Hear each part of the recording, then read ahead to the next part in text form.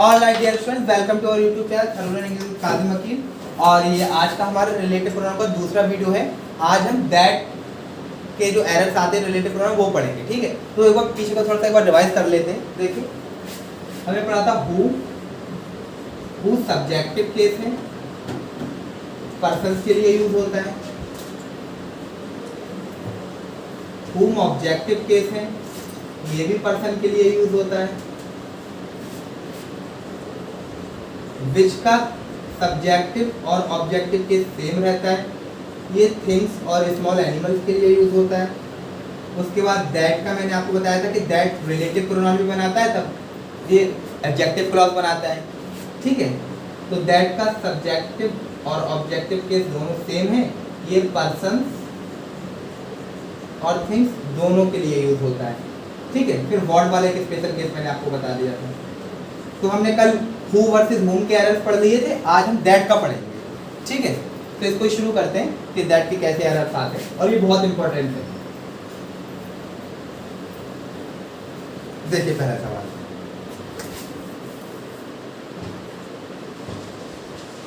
They stall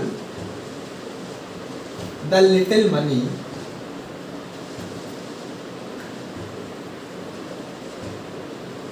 which he saved for his daughter's marriage. Yeah, better.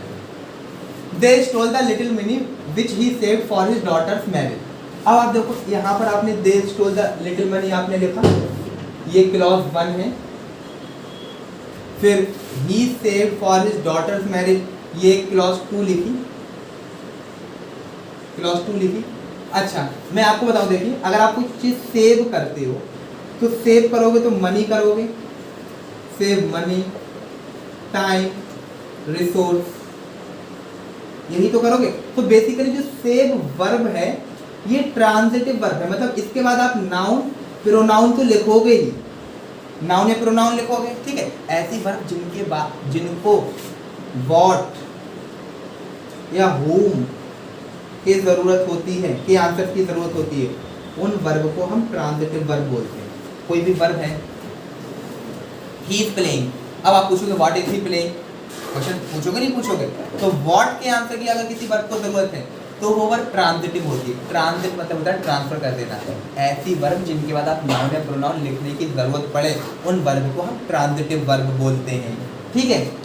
Anyway तो save जो है वो transitive verb है। अब आपने एक क्लॉज 1 लिखी, क्लॉज 2 लिखी, he saved for his daughter's marriage, आपने फॉर प्रीपोजिशन लिखा, हिज डॉटर्स मैरिज उसका ऑब्जेक्ट लिख दिया।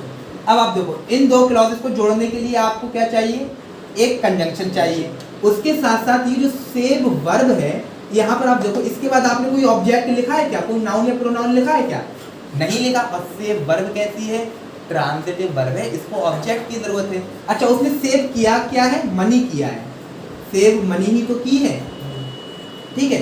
तो आपको एक कंजंक्शन चाहिए और एक इस सेव वर्ब का ऑब्जेक्ट चाहिए, मतलब एक ऐसा वर्ड चाहिए जो कंजंक्शन और ऑब्जेक्ट दोनों का काम कर दे। तो ऐसा काम तो रिलेटिव प्रोनाउन कर दे।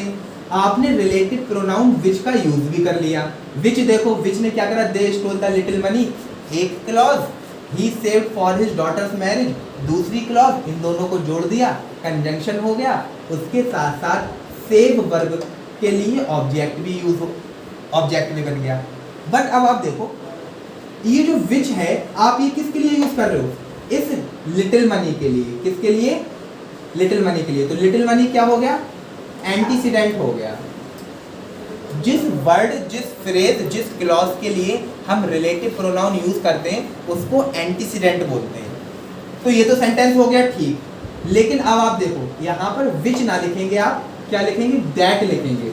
उसकी वजह क्या है, विच की जगह दैट क्यों लिखा हमने, आपको पता है। देखो विच भी थिंग्स के लिए यूज होता है, दैट भी थिंग्स के लिए यूज होता है, वो भी पर्सन के लिए यूज होता है, दैट भी पर्सन के लिए यूज होता है। लेकिन वो थिंग्स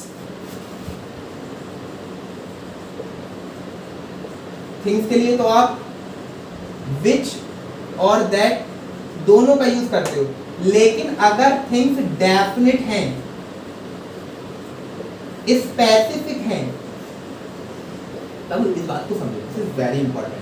देखिए कि अगर कोई थिंग है वो एंटीसीडेंट है तो उसके लिए एंटीसीडेंट के अकॉर्डिंग हम रिलेटिव प्रोनाउन का यूज़ करते हैं। तो अगर कोई चीज़ थिंग है, ठीक है, नॉन लिविंग चीज़ है, तो उसके लिए हम विच का भी यूज़ कर सकते हैं और दैट का भी यूज़ कर सकते हैं। अब क्वेश्चन ये आता है कि कब हम विच का यूज़ करें, कब दैट का यूज़ करें। अगर कोई थिंग जो डेफिनिट है, स्पेसिफिक है, ऐसी थिंग्स के लिए हम दैट का यूज़ करते हैं। किसका? दैट का।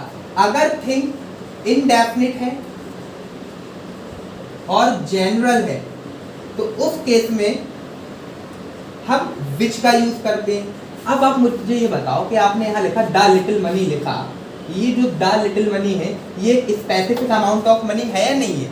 डेफिनिट अमाउंट ऑफ मनी है। तो जब थिंग डेफिनिट हो, स्पेसिफिक हो, तो उस केस में हम विच का यूज ना करके किसका यूज करते हैं? दैट का। तो विच की जगह आप क्या लिखोगे? दैट लिखोगे। अगर ये द लिटिल नहीं लिखा होता, दे स्टोल द मनी लिखा होता, तो आप विच का भी यूज कर सकते थे, लेकिन द लिटिल लिख दिया तो ये एक स्पेसिफिक अमाउंट ऑफ मनी हो गई। जब आप किसी स्पेसिफिक अमाउंट के लिए, स्पेसिफिक थिंग के लिए, डेफिनिट चीज के लिए अगर कोई रिलेटिव प्रोनाउन यूज करेंगे तो वो दैट करेंगे। क्या करेंगे? दैट। इस चीज समझ में आ गई? Very good. अगर ये समझ में आ गया तो आगे क्वेश्चन पर बढ़ते हैं। ठीक है, ये पहला हमारा सवाल था।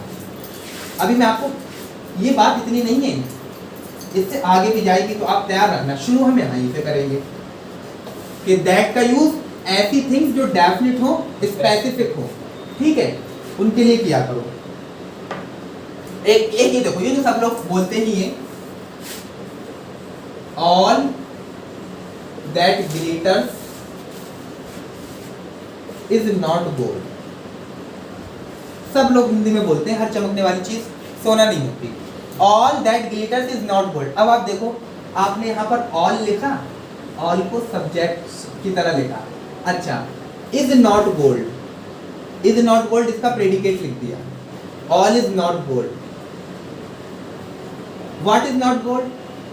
सारी चीजें, ठीक है। तो यहाँ पर ये जो दैट है, आप इस रिलेटिव प्रोनाउन के लिए, इस एंटीसीडेंट ऑल के लिए यूज कर रहे हैं, ठीक है। उसके साथ साथ आप देखो, ग्लिटर्स वर्ब है, वर्ब है, इसको ऑब्जेक्ट भी चाहिए।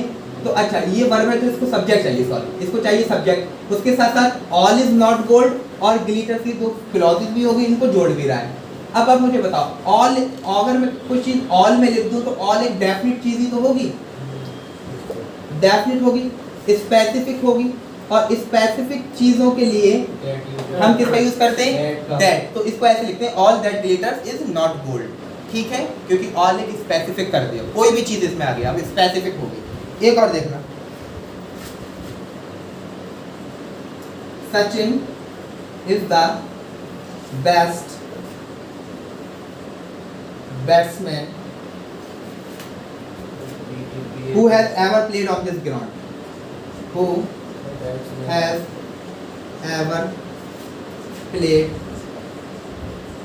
on this ground. This is very important. Sachin is the best batsman who has ever played on this ground. आपने ये एक क्लॉज लिखी, Sachin is the best batsman, ये क्लॉज 1 हो गई। उसके बाद लिख दिया आपने has ever played on this ground।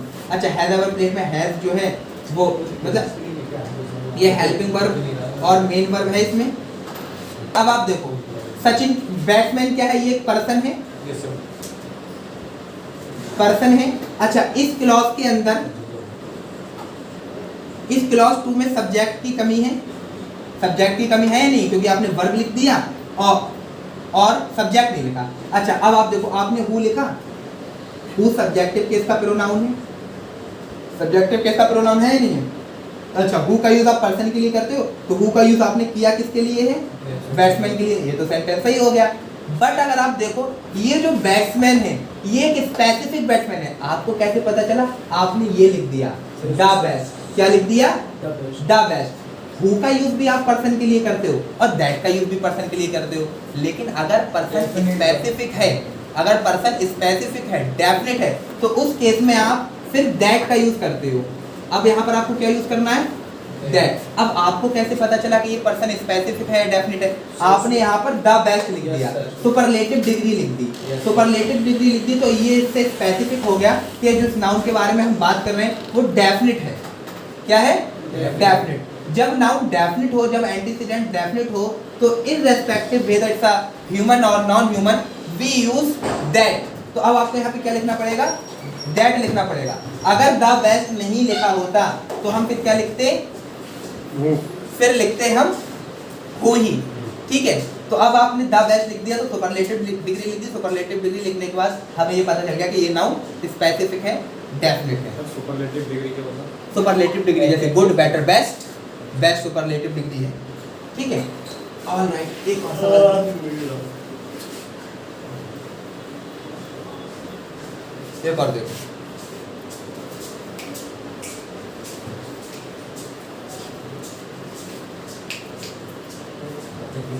She is the same girl. She is the same girl who that I stole your wallet. She is the same girl who stole your wallet. आपने लिखा she is the same girl, एक clause लिखी, फिर आपने दूसरी clause लिखी who stole your wallet, ये clause 2 लिखी। अच्छा, उसके बाद आपने who सब्जेक्टिव केस में लिख दिया। who जो है यहाँ पर सब्जेक्टिव केस है, who गर्ल के अकॉर्डिंग यूज किया गया है, गर्ल पर्सन है, पर्सन के लिए हम who का यूज भी करते हैं। अच्छा, यहाँ पर स्टोल वर्ब है, इस स्टोल वर्ब का who सब्जेक्ट भी बनना है। लेकिन आप ये देखो, गर्ल पर्सन तो है लेकिन है कि ये स्पेसिफिक पर्सन है। आपको कैसे पता चल रहा है ये स्पेसिफिक पर्सन है? आपने द सेम लिख दिया। क्या लिख दिया? The same. जब द सेम लिख दिया तो ये डेफिनिट गर्ल हो गई, यस सर, स्पेसिफिक हो गई, डेफिनिट हो गई। अब ये एंटीसीडेंट डेफिनिट हो गया, तो in case of a definite antecedent और specific antecedent we use that as a relative pronoun. ठीक है, तो अब आपको यहाँ पे क्या लिखना पड़ेगा? दैट। अगर द सेम नहीं लिखा होता, she is girl, she is the girl लिखा होता, तो हम हु भी लिख सकते थे, लेकिन आपने द सेम लिख दिया। तो अब द सेम से जो गर्ल है वो स्पेसिफिक होगी, तो अब आपको दैट यूज करना पड़ेगा। तो इसको ऐसे लिखो, she is the same girl that stole your wallet. एक और देखो,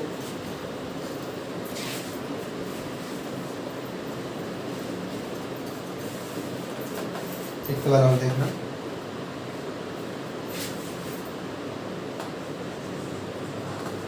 The man and the dog, the man and the dog which were chasing you were hit by a truck. The man and the dog which were chasing you were hit by the truck. ठीक है, the man and the dog लिखा।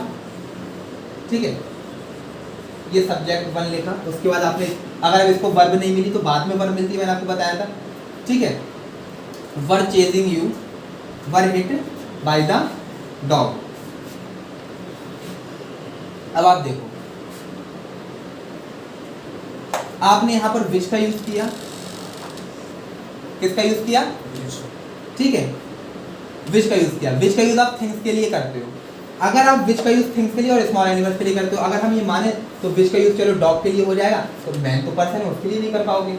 अब यहाँ पर आप देखो, यहाँ पर एंटीसीडेंट कितने हैं? 2। एंटीसीडेंट 1 और एंटीसीडेंट 2। एक एंटीसीडेंट ह्यूमन है और एक नॉन ह्यूमन है। ह्यूमन के लिए आप हु का यूज करते हो और नॉन ह्यूमन के लिए, अगर डेफिनेट नहीं है, विच का यूज करते हो। अगर हम मुझे दोनों एंटीसीडेंट्स के लिए यूज करना है कोई प्रोनाउन, तो दैट का यूज करूंगा। दैट ह्यूमन और नॉन ह्यूमन दोनों एंटीसीडेंट्स के लिए यूज हो जाएगा। अब अगर हम विच को यहाँ पे सही क्यों नहीं मान सकते? विच का यूज पर्सन थिंग्स के लिए, तो वो पर्सन रह जाएगा। अगर हम हु लिख दें तो वो थिंग्स के पर्सन के लिए यूज हो जाएगा, थिंग वाला रह जाएगा। तो इस केस में आपको क्या यूज करना पड़ेगा? दैट तो सिंगुलर के लिए यूज होता है। नहीं, मैंने तुम्हें बताया दैट सिंगुलर के लिए यूज होता है। कल ही तो मैंने बोला था कि रिलेटिव प्रोनाउन का कोई सिंगुलर और प्लूरल नंबर नहीं होता, उनका वही नंबर होता है जो उनके एंटीसीडेंट का होता है। तो यहाँ पर अब देखो ये एंटीसीडेंट प्लूरल है तो दैट का नंबर क्या हो जाएगा, प्लूरल। ठीक है, समझ में आ गई? Yes sir. ये चीज समझ में आ गई? चलो आगे बढ़ते हैं।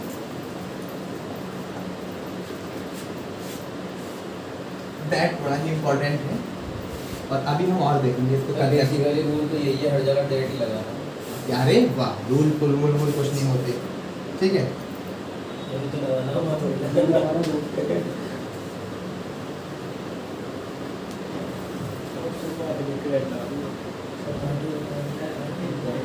अच्छा देखो, जब दैट रिलेटिव प्रोनाउन होता है, इस वाली बात क्या रखना,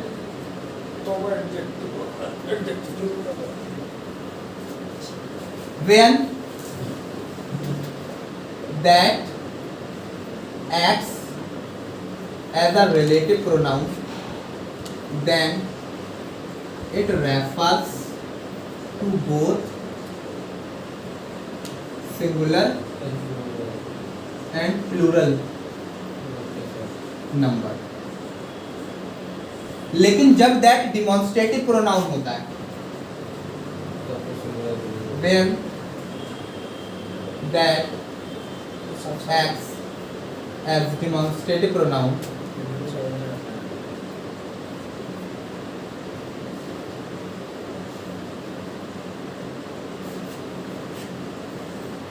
it acts as singular। Yes That is my car।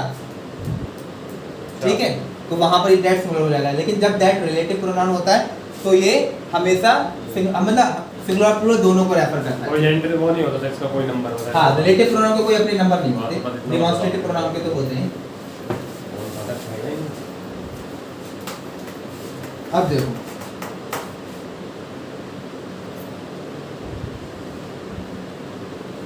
मैं तुम्हें एक बात बता रहा हूँ, इस वाली बात को याद रखना।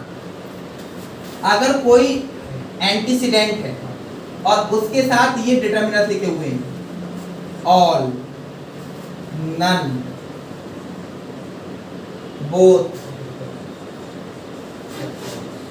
Everything, anything,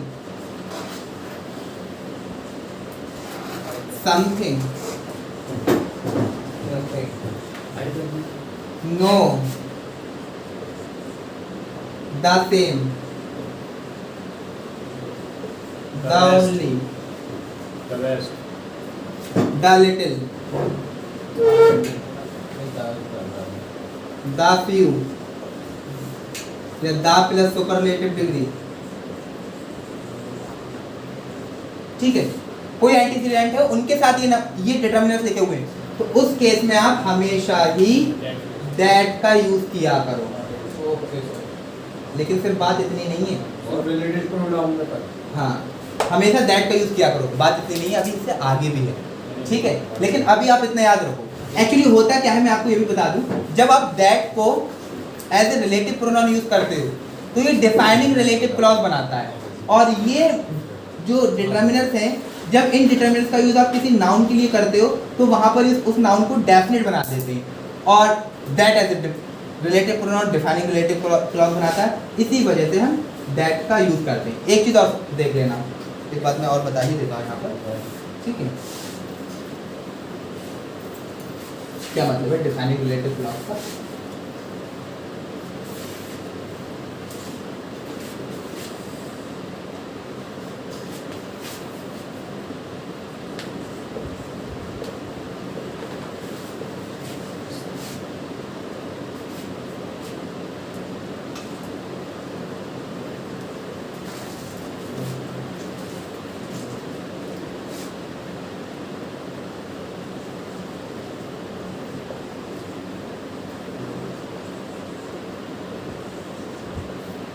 He is the man who या that stole your wallet। Sir who लगेगा। अब देखो, जब भी कभी अगर कॉमा लिखा हो तो कॉमे के केस में कभी भी आप दैट का यूज नहीं करना। कॉमे के केस में आप दैट का यूज नहीं करना। ठीक है, मैं की बात ठीक है, ही इज द मैन। तो कॉमे के केस में, क्योंकि कॉमे में नॉन एसेंशियल इन्फॉर्मेशन होती है, फिर वो जरूरत नहीं होती। कॉमे के केस में आप दैट का यूज नहीं करना, ठीक है। इस वाली बात को याद रखिए। अब आप देखो,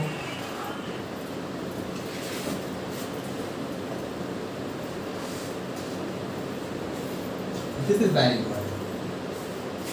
मार्कर चेंज कर लेते हैं।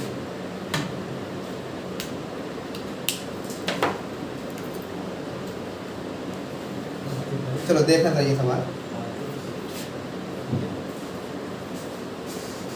We saw a boy who, yeah, that was carrying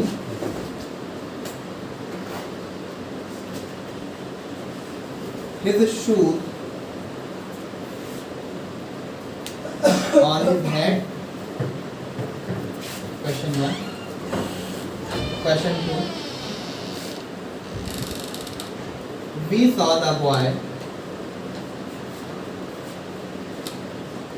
who, yeah, that was carrying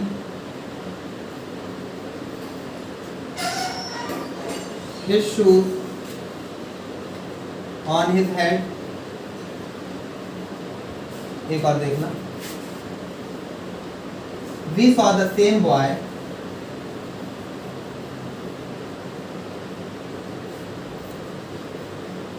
who, yeah, that was carrying his shoes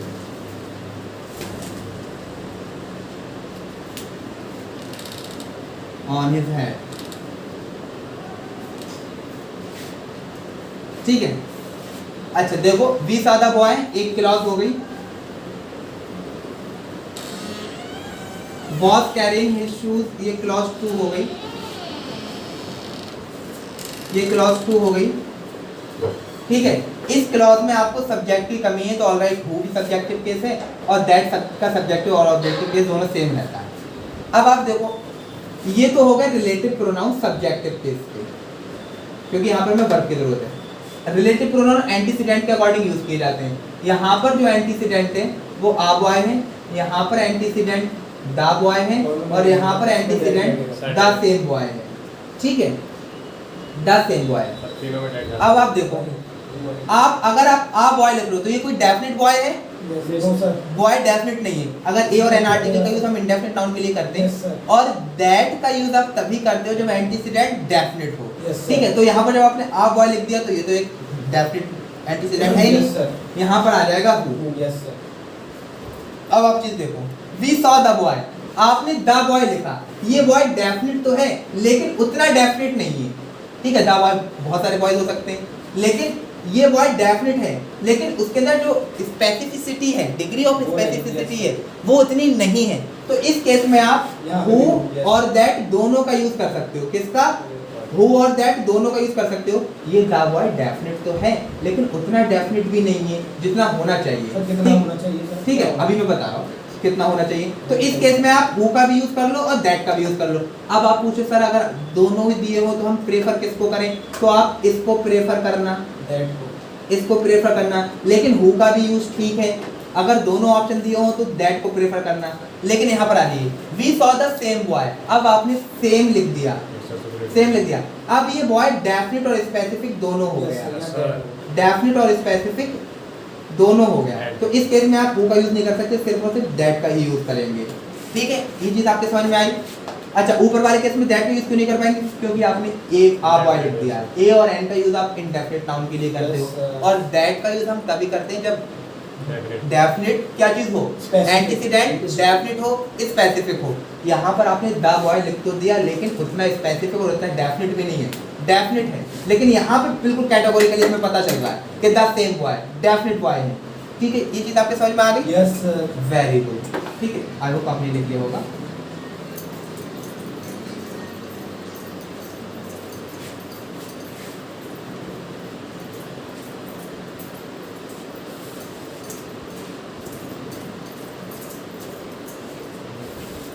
ये बहुत इंपॉर्टेंट है। एक और देखो सवाल,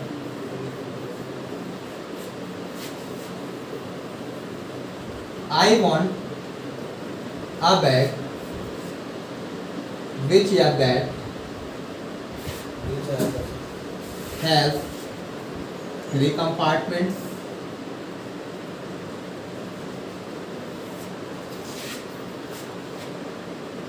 सर्विस थिंग में I want the bag which या that that is made of leather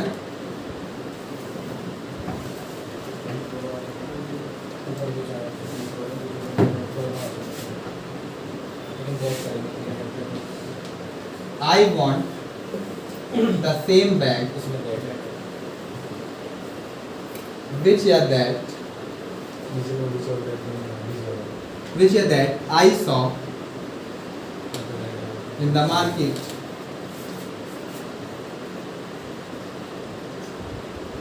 अब आप देखो, फिर से आपने लिखा आई वॉन्ट अ बैग, यहाँ पर आप आ बैग लिखा, ठीक है। तो ये अब ये बैग नॉन लिविंग चीज है, नॉन लिविंग चीज के लिए विच और दैट दोनों का यूज कर सकते हैं। एंटीसीडेंट आ बैग है, इंडेफिनिट है, विच का यूज कर सकते हैं। अगर आपने दा बैग लिख दिया तो ये डेफिनिट है, लेकिन उसका डेफिनिट नहीं है।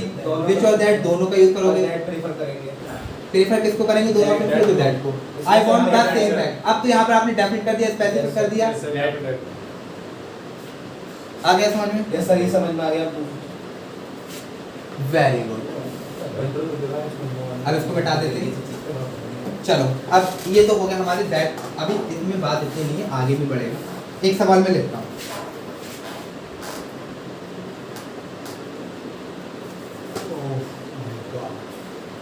Ayan always blames others for his failure.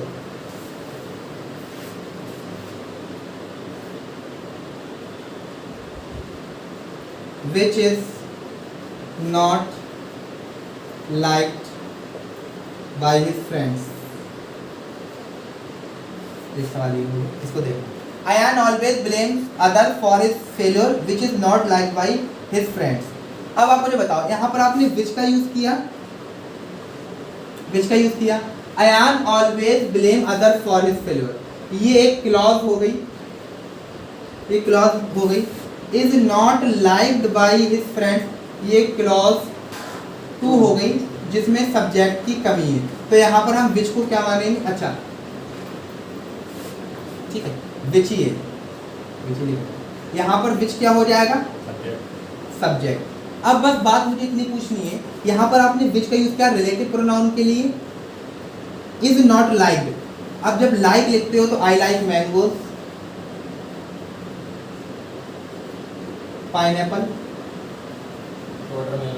मतलब सिंपली कहने का मतलब है कि लाइक एक ट्रांजिटिव वर्ब है, ठीक है। लाइक क्या है, ट्रांजिटिव वर्ब है। अब आप मुझे बताओ, ये जो आपने विच रिलेटिव प्रोनाउन यूज किया है, मैंने आप लोगों को बताया था कि रिलेटिव प्रोनाउन एंटीसीडेंट के अकॉर्डिंग यूज होते हैं। तो ये विच किसके लिए यूज किया गया है, सर फेलियर के लिए। अच्छा, failure is not like by his friends, उसके फ्रेंड डेफिनेटली सुनो, ये बताओ क्या उसके फ्रेंड फेलियर को पसंद नहीं करते हैं, आयान को पसंद नहीं करते, आयान को पसंद नहीं करते, अयान का ब्लेम करना, आयान का ब्लेम करना, ये पूरी की पूरी बात, Ayaan blame always blame other for his failure, ये पूरी की पूरी बात उसके दोस्त लाइक नहीं करते। Yes, अच्छा, ये पूरी की पूरी बात है क्या, क्लॉज है, क्या है, क्लॉज है। जब भी कभी आपको एक क्लॉज के लिए, एक सेंटेंस के लिए रिलेटिव प्रोनाउन यूज करना हो तो विच का किया करो। This is extremely important. अगर एंटीसीडेंट क्लॉज हो, या कोई पूरा का पूरा सेंटेंस हो, या कोई फ्रेज हो, तो उस केस में आप रिलेटिव प्रोनाउन किसका यूज करेंगे, विच का यूज करेंगे। This is extremely important point. अगर ये पूरी की पूरी क्लॉज, ये पूरा पूरा का सेंटेंस ये एंटीसीडेंट है, ठीक है, तो अब आप इसको क्या यूज करेंगे, विच। एक और देखो इसी का जरा एग्जांपल।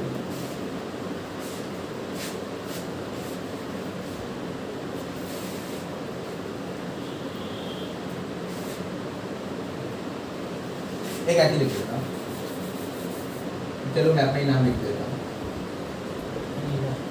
काजिम अकील, ऐसे मैं लिखता नहीं हूँ, teaches English without rules and formula that is the main reason for joining Tharoorian classes.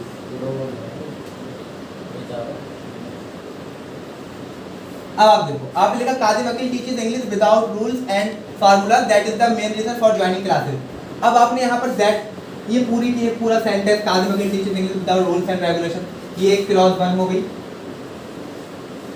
Clause 1 हो गई नहीं हो गई? Yes, sir. फिर आपने लिखा is the main reason for joining Tharoorian classes, ये क्लॉज 2 हो गई, ठीक है। इसमें सब्जेक्ट की कमी थी तो सब्जेक्ट यहाँ पर हम दैट को क्या मान लेंगे, सब्जेक्टिव केस मान लेंगे, क्या मान लेंगे, सब्जेक्टिव केस। अच्छा ये कंजंक्शन तो है ही, तो मतलब दैट रिलेटिव प्रोनाउन है। अच्छा अब ये that use relative pronoun antecedent के अकॉर्डिंग यूज होते हैं। अब ये दैट किसके लिए यूज हो रहा है, काजिम अकील के लिए।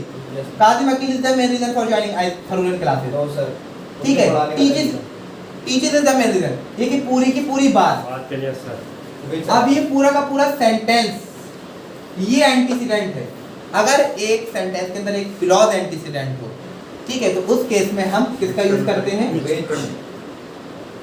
which as a relative pronoun। तो यहाँ पर क्या यूज करोगे, which is the main reason for joining the Tharoorian classes, ठीक है। ये चीज समझ में आ गई। दैट का ये एक्सक्लूसिव यूज है, इंपॉर्टेंट है, आप याद कर लेंगे। चलो एक और देखते हैं इसी फिर आगे बढ़ेंगे। अभी तो दैट वर्सेस व्हाट के जब एरर आएंगे तब तो छोड़ जाएंगे, मैं तुम लोगों का पूरा ध्यान नहीं रहा। अब मैंने तुम्हें ये बताया कि अगर एक क्लॉज के लिए आपको कभी रिलेटिव प्रोनाउन यूज करना हो, तो अगर एक क्लॉज एंटीसीडेंट हो तो उसके लिए रिलेटिव प्रोनाउन हम विच का यूज करते हैं। किसका, विच का। अब आपने लिखा Kazim Aqeel teaches English without rules and formula, ये क्लॉज लिखी आपने, is the main reason for joining Tharoorian English. अब बताओ यहाँ पर आपने दैट लिखा, ये दैट रिलेटिव प्रोनाउन है। आपको कैसे पता चला रिलेटिव प्रोनाउन है, कि एक क्लॉज ये हो गई, दूसरी क्लॉज ये हो गई, इस क्लॉज का दैट सब्जेक्ट भी बन रहा है, उसके साथ साथ दैट क्लॉज 1 और क्लॉज 2 को जोड़ रहा है। लेकिन आप ये देखो, ये जो दैट रिलेटिव प्रोनाउन आपने यूज किया है, रिलेटिव प्रोनाउन हमेशा एंटीसीडेंट के अकॉर्डिंग यूज किए जाते हैं। अब इस दैट का एंटीसीडेंट ये पूरी की पूरी क्लॉज है या नहीं है। जब एक क्लॉज पूरा एंटीसीडेंट हो, अगर क्लॉज के लिए कोई आपको रिलेटिव प्रोनाउन यूज करना है तो आप उसके लिए विच का यूज करते हो। किसका, विच का। एक एग्जांपल और देखो,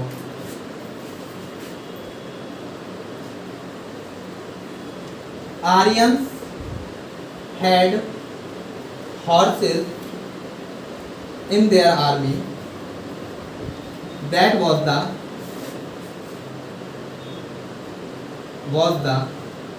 main reason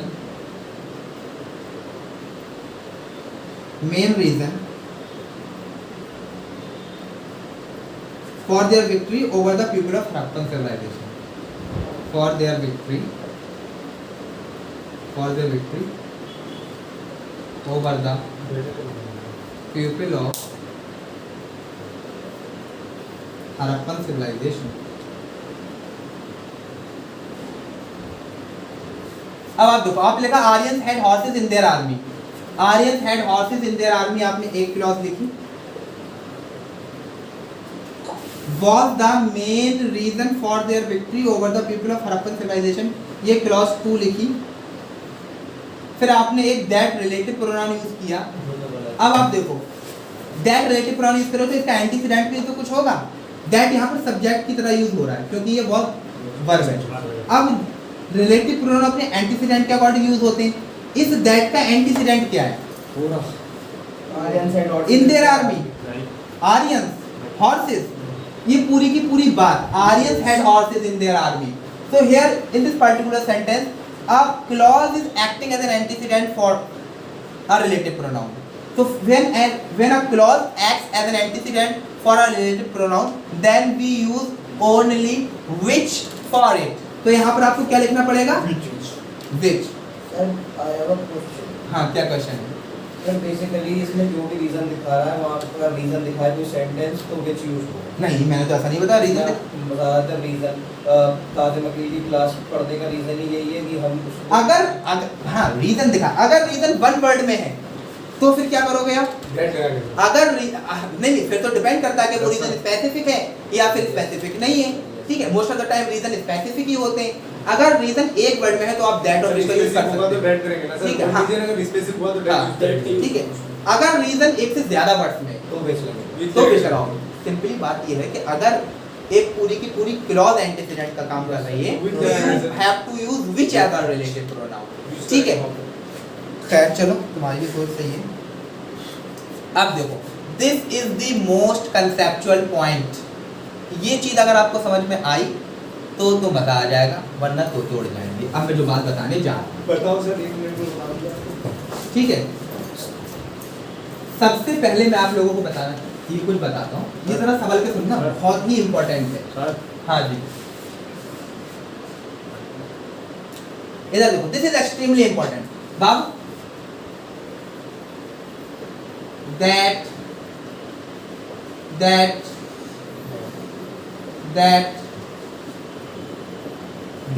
डिफरेंस क्या है? सारा तो सेम है सर। अब वही तो मैं, हाँ सारे सेम है। वाह, मैंने 4 बार दैट लिखा तो सारे सेम ही होंगे। कितने समझदार हो बाबू। दैट रिलेटिव प्रोनाउन भी है,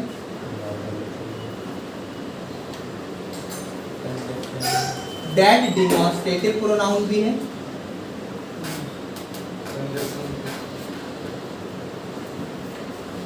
दैट कंजंक्शन भी है, और दैट एडवर्ब भी है। This is extremely important point. That relative pronoun भी है, दैट डिमॉन्स्ट्रेटिव प्रोनाउन भी है, दैट कंजंक्शन भी है, दैट एडवर्ब भी है। अब आपको मैं याद दिलवाता हूँ, मैंने बताया था कि जब दैट रिलेटिव प्रोनाउन होता है तो एडजेक्टिव क्लॉज बनाता है, जब दैट डिमॉन्स्ट्रेटिव प्रोनाउन होता है तो वहां पर कोई क्लॉज नहीं बनाता, सब्जेक्ट ऑब्जेक्ट की तरह ही काम करता है, सब्जेक्ट या ऑब्जेक्ट ही होगा।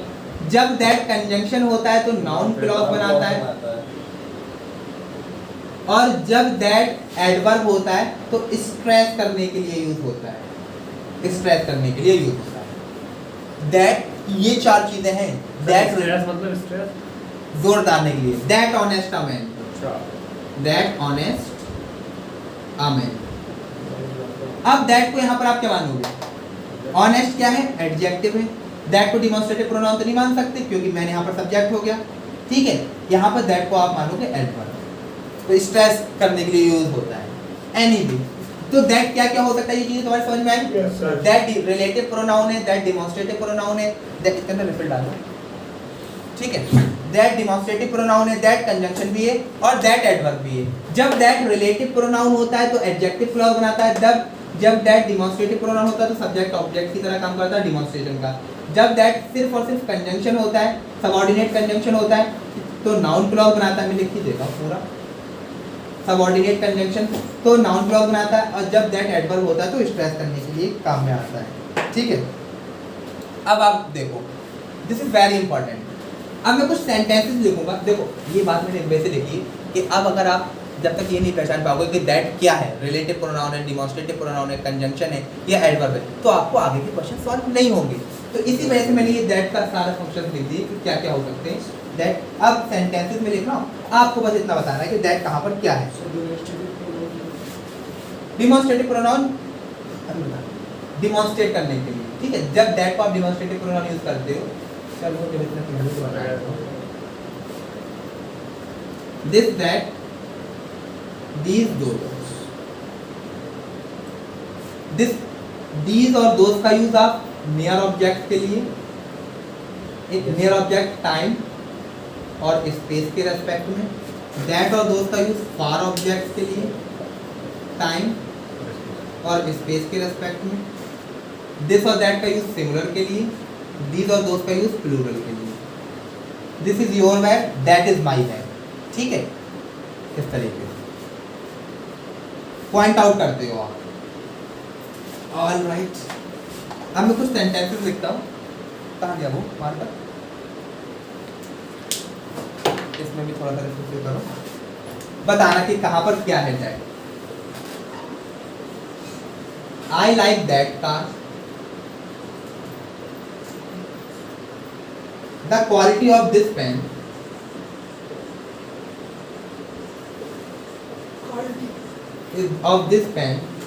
is better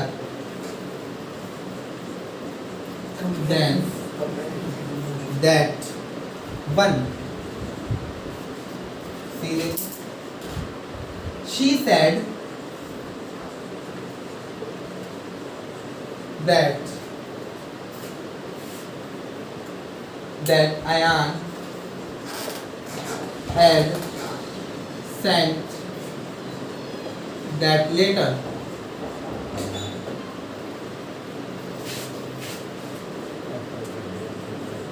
Alina is the only girl that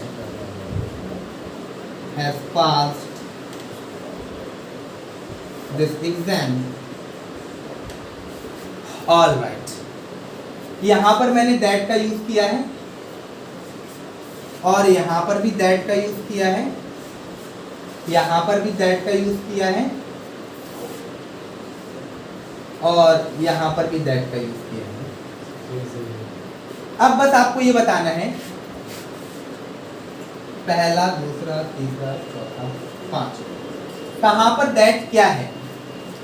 आपको मैंने भी बताया कि देखो that रिलेटिव प्रोनाउन भी है, that डिमॉन्स्ट्रेटिव प्रोनाउन भी है, that कंजंक्शन भी है और that एडवर्ब भी है।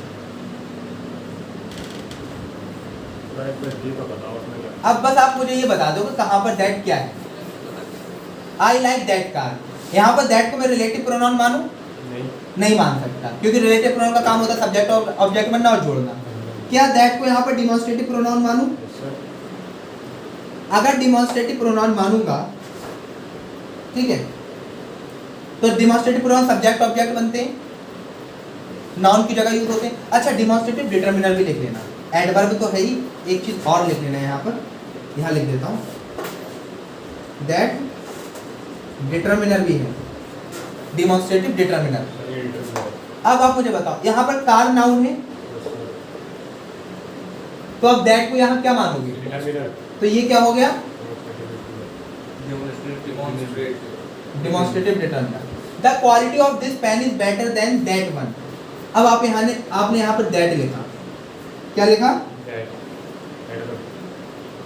ये दैट किसके लिए यूज कर रहे हो आप? क्वालिटी के लिए। क्वालिटी क्या है? नाउन है, नाउन की जगह जो यूज होते हैं वो प्रोनाउन, तो ये दूसरा वाला दैट क्या हो गया? Demonstrative pronoun. डिमॉन्स्ट्रेटिव प्रोनाउन क्योंकि क्वालिटी भाई दैट किसके लिए यूज कर रहे हो यहाँ पर आप? क्वालिटी के लिए। जो वर्ड नाउन की जगह यूज होते हैं उनको क्या कहते हो आप? प्रोनाउन। प्रोनाउन। तो दैट यहाँ पे डिमॉन्स्ट्रेटिव प्रोनाउन हो गया, नहीं हो गया? हो गया। अब तीसरे पे आते हैं, she said that Ayan had sent this letter. आपने यहाँ पर दैट लिखा, शी सेड एक क्लॉज लिखी, Ayan had sent this letter, ठीक है, that letter Ayan had sent, फिर आपने अच्छा लेटर नाउन लिखा। अगर लेटर नाउन लिख दिया उससे पहले आप दैट लिख रहे हो तो नाउन को जो डिफाइन कर, नाउन के साथ आप क्या लिख रहे हो? डिटरमिनर लिखते हो। तो चौथा वाला तो हो गया डिमॉन्स्ट्रेटिव डिटरमिनर। अब ये देखो, इस दैट को क्या मानूं मैं? इस दैट को क्या मैं डिटरमिनर मानूं? नहीं सर, नहीं मान सकता, नाउन के साथ नहीं लिखा है। इस दैट को मैं क्या रिलेटिव प्रोनाउन मानूं? रिलेटिव प्रोनाउन नहीं मान सकता। क्यों नहीं मान सकता? क्योंकि बाबू ये देखो, अगर दैट रिलेटिव प्रोनाउन होता तो सबसे पहली बात ये कि कंजंक्शन का काम करता, और दूसरी बात ये कि सब्जेक्ट और ऑब्जेक्ट बनता। Ayan had sent that letter, जो सेंट वर्ब है, ये देखो सेंट वर्ब मोनो ट्रांजिटिव होती है। सेंट वर्ब के बाद एक ही ऑब्जेक्ट लिखा जा सकता है और वो आपने दैट लेटर सेंट वर्ब के साथ लिख दिया, ठीक है। अच्छा, अयान सब्जेक्ट भी है, अयान सब्जेक्ट है, हैड सेंट मेन वर्ब हो गई, ठीक है। तो क्या आप दैट को मैं रिलेटिव प्रोनाउन मान सकता हूँ? रिलेटिव प्रोनाउन मानूंगा तो रिलेटिव प्रोनाउन कंजंक्शन और प्रोनाउन दोनों ही तो होते हैं। प्रोनाउन होगा तो सब्जेक्ट ऑब्जेक्ट बनेगा। दैट यहाँ पर कंजंक्शन की तरह तो काम कर रहा है, जोड़ने का काम कर रहा है, लेकिन आप मुझे बताओ क्या मैं सब्जेक्ट ऑब्जेक्ट बन रहा है कहीं पर? ये तो यहाँ पर ये वाला दैट क्या हो गया? कंजंक्शन पे। क्या हो गया? सिर्फ और सिर्फ कंजंक्शन हो गया ना। सर ये डिटरमिनर भी हो सकता है ना? कैसे डिटरमिनर होगा? डिटरमिनर नाउन के साथ आते हैं। कोई नाउन लिखा है इसके बाद? हाँ, आया आयान नाउन है ये। सब्जेक्ट है। वाह, आयान प्रॉपर नाउन है। प्रॉपर नाउन के साथ डिटरमिनर का यूज करते हो क्या? तो ऐसे बताओ। ठीक है, अब आ जाओ पांचवे वाले पे। Alina is the only girl that has pass this exam. अब आपने यहाँ पे देखो दैट लिखा, सर ये सही है। Has pass this exam. Has pass ये वर्ब है, ठीक है। अच्छा, Alina is the only girl, ये एक क्लॉज है। सर द ओनली गर्ल आ गया इसलिए इसमें नहीं, एक क्लॉज ये है, हैज पास दिस एग्जाम, ये क्लॉज 2 है, ये क्लॉज 2 है। इस क्लॉज को एक सब्जेक्ट की जरूरत है, दैट सब्जेक्ट बन रहा है। उसके साथ साथ Alina is the only girl और हैज पास दिस एग्जाम, ठीक है। इन दोनों को जोड़ भी रहा है तो कंजंक्शन भी बन रहा है। तो यहाँ पर दैट क्या हो गया? दो अगर इसको जोड़ना तो कंजंक्शन भी होगा। बाबू कंजंक्शन का काम क्या होता है? जोड़ना। कंजंक्शन का काम क्या होता है? कंजंक्शन का काम होता है ज्वाइनिंग का। और जो रिलेटिव प्रोनाउन होते हैं, रिलेटिव प्रोनाउन कंजंक्शन और प्रोनाउन दोनों होते हैं। प्रोनाउन होने का मतलब सब्जेक्ट ऑब्जेक्ट भी बनते हैं और कंजंक्शन होने का मतलब ज्वाइनिंग करते हैं। जब कोई भी चीज कंजंक्शन होती है तो वो सब्जेक्ट ऑब्जेक्ट नहीं बनती है। जब कोई भी चीज कंजंक्शन होती है तो वो सब्जेक्ट ऑब्जेक्ट बनती है क्या? पूरा क्लियर हो गया सर, कंजंक्शन भी समझ लिया। ऑल राइट, अगर तुम्हें ये चीज समझ में आ गई कि दैट कहाँ पर क्या है तो अब आगे के क्वेश्चन समझ में आएंगे, ठीक है।